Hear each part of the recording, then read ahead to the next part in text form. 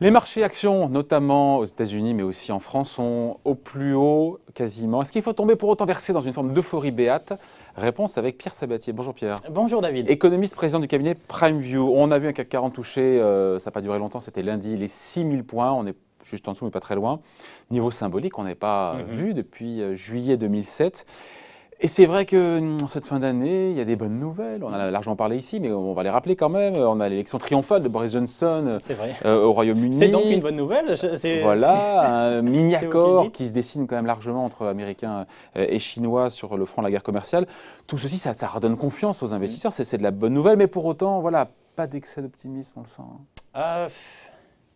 Alors tout ceci vient conforter peut-être le seul facteur qu'il aurait fallu mentionner au départ sur les bonnes nouvelles. Ouais. Le seul, c'est les politiques monétaires. Ouais. C'est les banques centrales. Je ne l'ai pas dit parce que j'entends bien, c'est déjà acquis.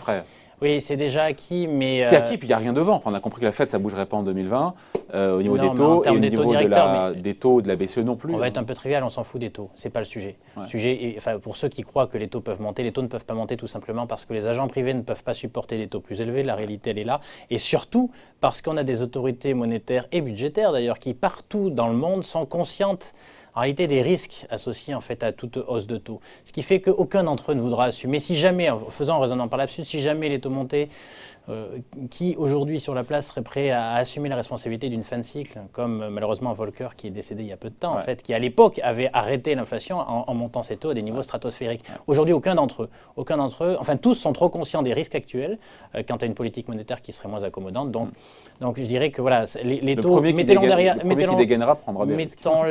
derrière nous, mais ce qui est le plus important en fait aujourd'hui entre le levier sur la banque centrale, le levier entre les banques centrales et les marchés financiers, c'est vraiment les politiques d'injection monétaire, d'impression monétaire pour acheter des actifs sur les marchés. Ouais, donc ça, c'est ça les jalons. Donc ça veut dire, c'est intéressant parce que dans votre introduction que j'ai savouré avec délectation, comme à chaque fois, vous mentionniez quoi? Euphorie ou avoir en tête, en gros, garder des points de vigilance. Et en fait, c'est le bon diagnostic. En fait, le sujet actuel, c'est en gros, grâce aux banques centrales, il peut y avoir des points de vigilance, mais de toute façon, on sait que ça ira pas beaucoup plus bas parce qu'on a une assurance. Ou alors, les bonnes nouvelles que vous venez d'évoquer nous amènent à être absolument certains qu'on va aller plus haut parce que ce sont de vraies bonnes nouvelles. Et je pense qu'en fait, nos choix, normalement dans les marchés, on a trois choix. Soit on est prudent, baissier, à savoir baisser à moyen terme, ça va baisser. Soit on en sait trop rien, donc c'est le choix du milieu en fait, l'incertitude mais sans être trop pessimiste, soit on est sûr que ça va aller plus haut. Aujourd'hui en fait ce qui s'offre aux investisseurs et de manière rationnelle c'est soit on reste à peu près sur les niveaux actuels qui sont des niveaux très élevés mais bon qui ne sont pas très éloignés non plus des tunnels dans lesquels on a évolué depuis un certain nombre d'années, soit on va beaucoup plus haut. Et donc là la question maintenant c'est celle des fondamentaux. Est-ce que les fondamentaux vont être suffisamment puissants demain pour convaincre les investisseurs de manière certaine qu'on va aller toucher encore des plus hauts, mais quand on dit des plus hauts, c'est pas juste un petit peu au-dessus, c'est 5, 6, 10% au-dessus. Qu'est-ce qu'il y aurait? On se dit quoi? On regarde la conjoncture, on voit que la détérioration de la conjoncture économique semble a priori derrière nous. Beaucoup de gens nous disent ce mini-cycle récessif industriel peut-être est derrière nous. Alors, prenons les nouvelles en fait les unes après les autres. Déjà, d'un point de vue conjoncturel, il y a quand même aujourd'hui beaucoup de politiques et de géopolitiques qui ont acté finalement le moment d'apaisement qui a permis au marché de monter. Les premiers, c'est Boris Johnson. Boris Johnson, c'est une bonne nouvelle pour les investisseurs. C'est amusant d'ailleurs parce que les mêmes phénomènes qui ont généré beaucoup de stress initialement génèrent maintenant beaucoup d'apaisement, mais bon, peu importe. C'est une bonne nouvelle tout simplement parce que ça offre de la visibilité. Mais attention, de la visibilité sur quoi? Sur le fait que le Brexit va se matérialiser. Maintenant s'ouvre devant nous, en gros, plus des négociations théoriques, des négociations pratiques pour définir les nouvelles relations. Et donc, en réalité, je pense que le chemin sera un chemin houleux, en tout cas difficile, dans lequel on va compter des gagnants, mais aussi en fait des perdants. Et donc, je pense qu'on a plus de visibilité sur la matérialisation du Brexit. Maintenant, en fait, sur quoi ça va déboucher? Je pense que ça va être un vrai sujet en 2020, pour le coup, bien plus concret que finalement ces chicayas politiques, on y va pas. Là, on y va. Maintenant, on va vers quoi? Ça, c'est un premier point qui est important. Donc, sur le facteur positif, OK, à court terme, ça a permis de matérialiser 1 ou 2%. Est-ce que ça va nous amener 10% dessus? Je ne crois pas que cette seule nouvelle puisse le faire, premièrement. Deuxièmement, la guerre commerciale. La guerre commerciale qui devrait plus, en théorie, nous polluer en 2020. Et là, on se dit, voilà, il y a cette petite trêve américano-chinoise. a priori, il y a cette élection, encore une fois, en ligne de mire. Trump a tout intérêt à ce que les marchés actions américains, Wall Street, soient au plus haut pour se faire élire. Donc, la ligne de crête est difficile à identifier. Non. Alors déjà, premièrement, pour nous, c'est un apaisement. Deux pas en avant, un pas en arrière. On l'a déjà évoqué sur ce plateau, à savoir que il faut comprendre que Trump a tout intérêt à ne pas provoquer une récession, un ralentissement économique trop fort. Donc pour ça, il faut éviter en fait que la deuxième économie mondiale s'effondre ou se casse vraiment la figure de manière encore plus importante qu'aujourd'hui. Parce qu'attention, c'est difficile en Chine aujourd'hui. C'est-à-dire qu'il y a tous les éléments conjoncturels qui nous disent c'est difficile. On a quelques indicateurs parfois qui sont positifs, mais la plus grande majorité en fait sont négatifs. D'ailleurs, vous n'êtes pas sans savoir que la semaine dernière, une grosse entreprise chinoise a fait défaut d'ailleurs sur une partie de sa dette en dollars. Donc tout ça sont des signaux qui nous disent que l'économie chinoise va mal. Donc dans ces cas-là, Trump apaise un pas en arrière. Mais attention, la posture politique de Trump, c'est les deux. C'est qu'il ne faut pas que l'économie verse du côté de la récession, mais pour autant, il a besoin de boucs émissaires extérieurs. Donc imaginez que la guerre commerciale, c'est derrière nous. Pour nous, c'est une douce utopie. À savoir que deux pas en avant, un pas en arrière, on a matérialisé le pas en arrière, mais dès à présent, on va s'orienter vers un deuxième accord. Et si ce n'est pas entre eux, entre les États-Unis et la Chine, ça sera vis-à-vis des autres, parce qu'il faut comprendre que la posture politique de Donald Trump, son succès repose sur son positionnement de meilleur défenseur des intérêts américains. Et de quoi on a besoin pour être le meilleur défenseur des intérêts américains? On a besoin d'adversaires. Et les adversaires, c'est la Chine, mais c'est aussi peut-être l'Europe ou les autres pays du monde. Donc ce qui fait que cette thématique sur les frictions, en tout cas, le manque de visibilité quant aux règles du jeu du commerce international, c'est un sujet, mais de 5 ou 10 ans. Et je rajouterai, on l'a évoqué ensemble la dernière fois, qu'en plus, c'est un sujet qui n'est pas trumpien, qui n'est pas que trumpien, qui n'est pas qu'associé à Donald Trump. C'est un sujet aujourd'hui qui est finalement une volonté d'une grande partie de l'intelligence américaine qui dit aujourd'hui, nous ne sommes pas prêts à céder notre leadership aux Chinois.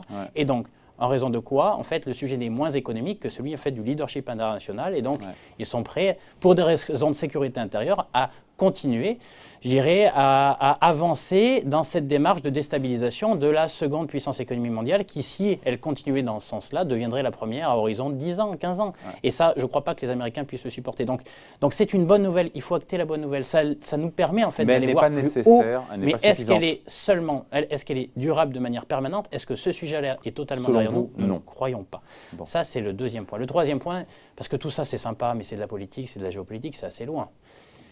Le seul risque aujourd'hui des marchés, c'est surtout en fait que la déconnexion qui existe entre la valorisation des marchés et l'économie réelle finisse par se révéler être une trop grande déconnexion.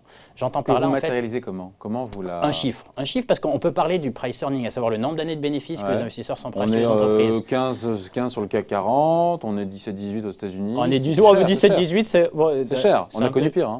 Mais on a connu pire, tout à fait. Mais alors ce qui est intéressant, c'est plutôt le nombre d'années de chiffre d'affaires que les investisseurs sont prêts à acheter les entreprises. Et là, pour le coup, on est au-dessus de 2007-2008 et on n'est pas très loin en fait, des années 2000. À savoir que le nombre d'années de bénéfices, c'est moins important que le nombre d'années de débouchés en fait, que les investisseurs sont prêts à acheter. Mais un autre chiffre qui est plus intéressant encore, si vous regardez en fait le poids de la capitalisation boursière des 5000 premières entreprises américaines. Donc là, on n'est pas sur les 5 premières qui pèsent 18% du S&P 500. On est vraiment sur les 5000. Aujourd'hui, ça pèse plus de 150% du PIB, de la richesse créée aux États-Unis annuelle. Alors que celle-ci a monté plus que partout ailleurs. On est à 150 points de PIB. En 2000, on était à 155 points de PIB. En 2000, on était à 147 points de PIB. Non. Ça ne veut pas dire que ça va baisser forcément demain. Ça veut dire simplement qu'à ces niveaux de prix-là, que les marchés ou les investisseurs auront du mal à autoriser des déceptions. C'est tout simple. Donc en termes de résultats, de profits futurs à venir, pas de déception. Alors il ne faut pas. Et donc en fait, la condition nécessaire à rester dans l'environnement qu'on évoquait, à savoir finalement légèrement optimiste, coupons la poire en deux, soyons un peu normands, Mais évidemment, mais tous les prévisionnistes, c'est un exercice de fin d'année, on leur pose la question, on leur dit, pour vous, le CAC 40 dans un an, qu'est-ce qu'ils font tous? Ils prolongent le trait en disant, bon, 25% de hausse sur un an, c'est trop rapide, on va dire du 10%, et puis voilà.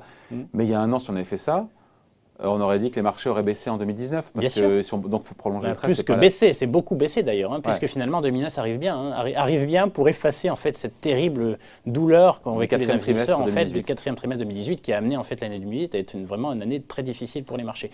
Donc tout ça pour dire quand même, il y a ce constat de la déconnexion et la question fondamentale, c'est est-ce qu'il y a aujourd'hui un risque que cette déconnexion se révèle? À savoir que pour un certain nombre d'investisseurs, ils prennent conscience qu'ils ont valorisé des choses enfin à des niveaux de prix qu'ils n'auraient pas dû. Ça dépend desquels, quoi. Et ça, qu'est-ce qu'on observe? Ça, faut être concret. Ça, c'est l'économie réelle qui nous parler dit. de WeWork.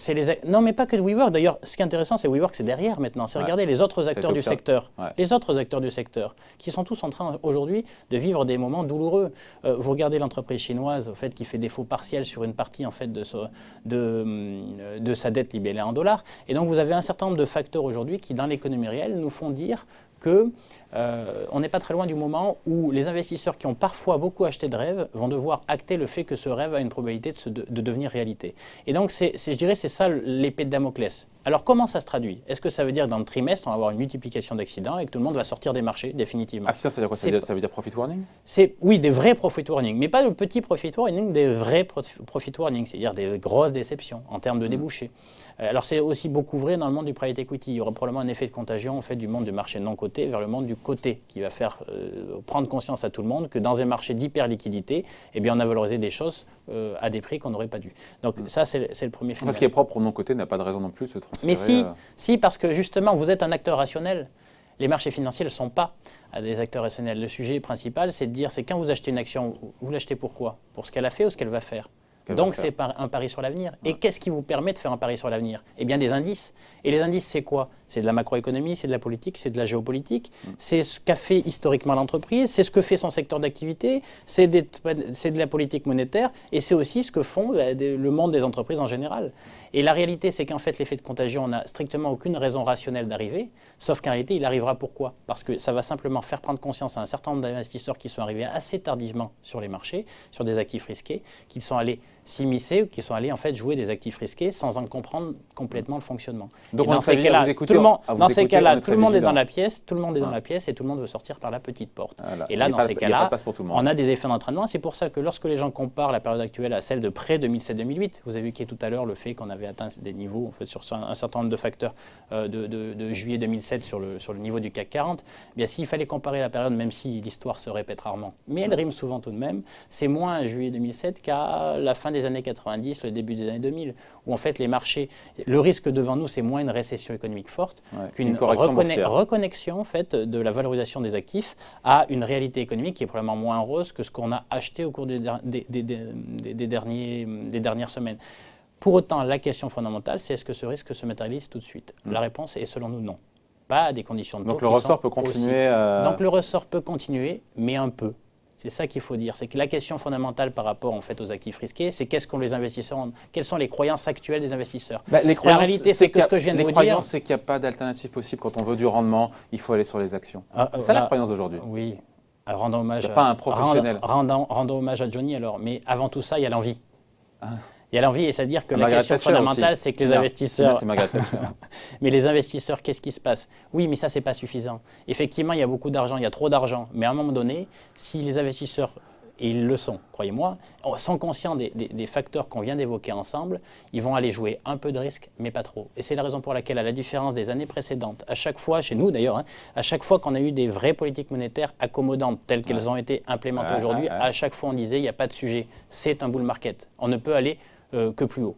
Mais aujourd'hui, on a un niveau de cycle avec quelques indices de l'économie réelle qui nous font dire que il y a des choses qui bougent dans les fondamentaux économiques qui font que, même s'il y a les conditions pour que les marchés aillent plus loin, à un moment donné, l'envie des investisseurs... Qu'est-ce qui bouge dans les conditions par exemple, si vous regardez par exemple l'emploi aux États-Unis. Amusant l'emploi aux États-unis, tout le monde vous dit on est au top, très bon chiffre. Déjà, entre le sondage privé ADP et donc ça c'est intéressant parce que les seules fois où ça arrive, c'est décalage, c'est-à-dire qu'en fait il y a les chiffres officiels du chômage et les sondages qui sont réalisés. Chaque fois que vous avez des écarts à ce niveau de cycle, en général vous avez au début du cycle, les sondages sont meilleurs que les chiffres officiels, puis ensuite sont en ligne, puis ensuite sont un peu dégradés. Là, vous avez en fait un gros décalage, c'est-à-dire que les chiffres des sondages privés sont beaucoup plus négatifs que les chiffres officiels. Mais bon, dont acte, parce qu'on va dire, voilà, un chiffre ne fait pas une tendance. Mais surtout, ce qui va nous intéresser, c'est quand vous regardez aujourd'hui l'évolution de l'emploi en profondeur. Vous regardez les grandes boîtes et les petites boîtes. Et qu'est-ce que vous disent les petites boîtes aujourd'hui aux États-Unis? C'est qu'en fait, aujourd'hui, il n'y a plus de création d'emplois. On est à zéro. Et en fait, cette tendance-là, elle augure toujours en fait, de difficultés économiques pour la première économie mondiale. Pas de création dans les petites boîtes. Dans les petites boîtes. Et c'est quoi les petites boîtes? C'est celles qui n'ont pas de marge. C'est celles qui n'ont pas les moyens, en fait, celles qui sont directement confrontées à la conjoncture du réel, du quotidien. Et c'est la raison pour laquelle on va beaucoup plus les regarder que les grosses entreprises qui, elles, sont un espèce de paquebot qui est une forme de résilience. Donc, ce facteur-là et d'autres, donc d'un point de vue microéconomique, les anticipations de bénéfices pour l'année prochaine sont trop agressives ou amener en fait une salle de déception en fait évidente sur ce sujet, font que donc il n'y a pas de raison, il n'y a pas de raison d'être optimiste. L'euphorie, évidemment. Eh bien voilà, réponse de Normand, ni l'un ni l'autre. On devrait rester en fait autour des niveaux actuels, peut-être un tout petit peu au-dessus, mais autour des niveaux actuels, encore durablement, tant qu'on aura, à la condition qu'on n'ait pas de multiplication d'accidents d'ordre microéconomique, à savoir des entreprises où le placard et la cadavre tombent. Donc tant qu'on a ça, on peut rester dans notre scénario finalement que nous on appelle un wave market plus, c'est-à-dire un tunnel horizontal peut-être un tout petit peu haussier grâce aux banques centrales. Mais pour que demain, les investisseurs, l'ensemble des investisseurs, caisses de retraite, assureurs, mutuelles, fonds de pension, veuillent vraiment aller jouer du risque à ce stade du cycle, il faudra avoir la certitude qu'on n'est pas à la veille d'une fin de cycle. Voilà. Voilà, je vous fais vous étouffer. Non, et on n'est pas David, mais qu'est-ce qui se passe? On n'est pas à l'abri non plus d'une bonne surprise. Ah non, mais attendez, si tout ce que je viens d'évoquer là se résout, création d'emplois, et qu'on voit véritablement des très bonnes nouvelles, je dirais, en provenance du monde des entreprises, là, on pourra redire, les conditions sont là pour que tout le monde soit certain qu'on aille plus haut, et on ira plus haut. Mais à aujourd'hui, c'est prématuré. Voilà, c'est prématuré aujourd'hui, on en reparlera tranquillement en 2020. Merci d'avoir été avec nous, Pierre Sabatier, économiste et président du cabinet. Merci David, et bonne fête. Pareillement.